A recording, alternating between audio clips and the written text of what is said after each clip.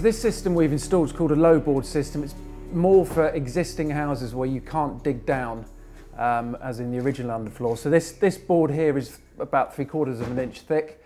So as long as you've got enough space and gap on the threshold of the doors, you can lay this straight on top. And that's what we've done here, and then just run the pipes in.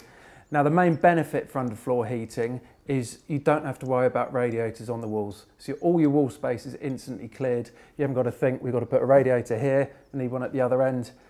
You've got all of the walls cleared. The other thing is this generally runs at about half the temperature.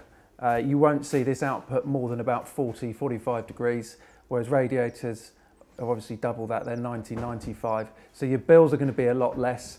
And as I say, the important thing is it frees up all your wall space for furniture, sofas, kitchen units, and you haven't got to worry about where the radiators are going to go. So we've now finished the kitchen. We've got the underfloor heating running throughout. It's actually prompted the customer to decide to do the whole ground floor. So we've taken out all the existing radiators, and now we're going to show you how to lay the new underfloor heating across the ground floor. So the first stage is get everything out of all the rooms. You can't leave bits in corners, you've got to pull the whole lot up in one go. Once the rooms are empty, pull up existing floor if it's carpet or wooden floor, parquet flooring. It's all got to come up, including the underlay, to take you back down to the original subfloor. So in this house, we've had parquet flooring running pretty much across the ground floor. We've taken it up just to create the same level throughout to tie in with the extension. But if you've got the height, you can lay on top as long as it's a sturdy base underneath the underfloor heating boards. So once we've got everything up, the room's clear. It's worth putting a level down to see how good or bad the floor is. You ideally want it fairly level because these boards are fairly solid, so they're not going to give much. If it is really bad, you can run over a self-leveling compound just to bring up any low spots or take down any high spots. And then once that's done, if you've got the dust, I would say just run a coat of PVA over, because when you stick the boards, you don't want any dust stopping the boards gripping to the floor. When it comes to laying the underfloor heating boards, this is actually the easy bit. It is simply glue out of a nozzle, squeeze it on the back of a board, and then lay it. Also with these, it's important, this has got a groove in it, so you can run it along the edge of the board, which will then fix, you can see here, to join the boards together, stop them splitting up. The hardest thing to work out is you've got flow and return pipes to get back to a manifold. So you've got to work out, in this case, we've got a manifold in another room, so we've got to make sure not only are we running these pipes in here, but we've got to get the two pipes back to the manifold afterwards. So this is one of the many boards that we're going to use. They're actually a recycled paper and cardboard with cement, so they're quite environmentally friendly. The easiest way to fix them on a solid floor is literally spin them over, and then with the glue, if you just put a couple of dabs in each corner to stop it moving, and then to stop them separating, if you just run this along the edge,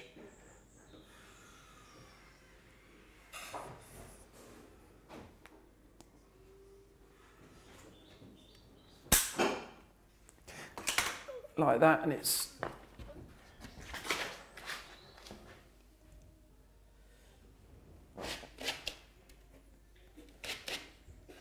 then you drop it in and use your weight to squash it down. Any residue glue, it is worth scraping off, because when this dries, it dries solid. So you can either use your finger or a bit of cardboard just to take that height off, because when it dries, it is absolutely solid.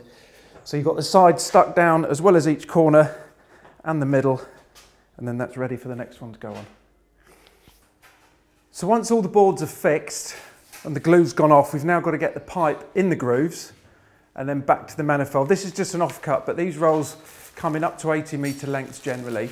The key thing is you're not allowed to join under the floor. So if you've got a bigger area, you often need more than one roll. So if you've got an area that needs two of these, you've got four ends that have got to get back to the manifold. So once you've brought it round, as I say, this is just an offcut, but it's very straightforward. You just walk behind it and just tread it into the gaps until you come back on yourself, and then just keep going until that final run's done. So at the edge of each board, usually in the corner of a room, you've got to put these black preform bits of plastic down. That's to put the pipe into to return back on yourself. Without these, they don't sit very well, and you can see they move all over the place. So with these are stuck down, and again, you just push it in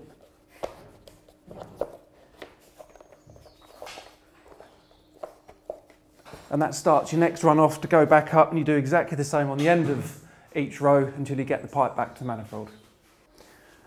So this is the manifold, which is basically the engine that runs all the underfloor heating.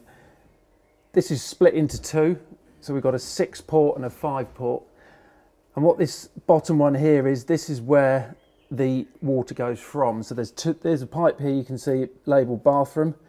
So the flow here, that runs out into the bathroom, it sits in the boards, then it comes back up as the return, and then that comes back into here on the manifold. The main thing to think about when installing the manifold is the location. So you don't want it all the way at the end of the house, for example, because you've got to get all the pipes from the front, if you're doing the whole floor, all the way to the end. So in this example, it's kind of in the middle of the house. This was the old boiler cupboard. The cylinder is in here. So with the underfloor heating, that's gone. We've got a new boiler system in the utility. So this is a good place to put the manifold with the pipes running to the back of the house and the front of the house, as well as a bit over there, without having to go too far to get them back to the manifold.